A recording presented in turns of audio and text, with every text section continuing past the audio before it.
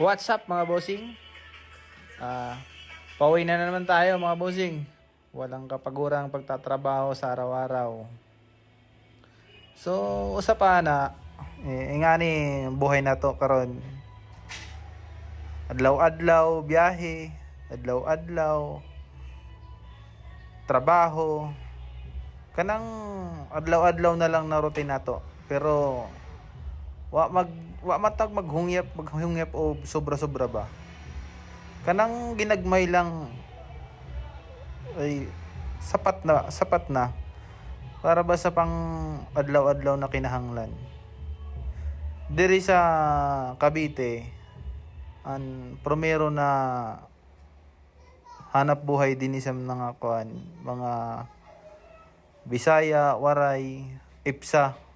Daghan gyud na sila mga Bisaya, Waray sa Ipsa Rosario. Kaya kung naamoy ang ngayon na trabaho na musod dire, welcome sa inyong Ipsa. Dire kung kugi ka, maayo jud. Pero kung ikay tamad, wala jud kay pulos ana.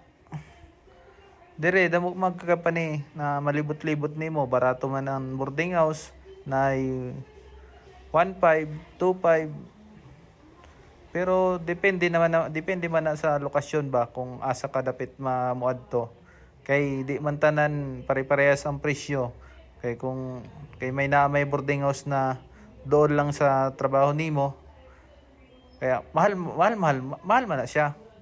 Pero kung medyo layo pero kanang ginagmay lang ba ang layo, di man layo masyado pero tama lang ang presyo. Kaya welcome ka mo didi sa EPSA Rosario, mga Bisaya ug Waray. Basta mga apply lang mo tarong dire, ayos jud.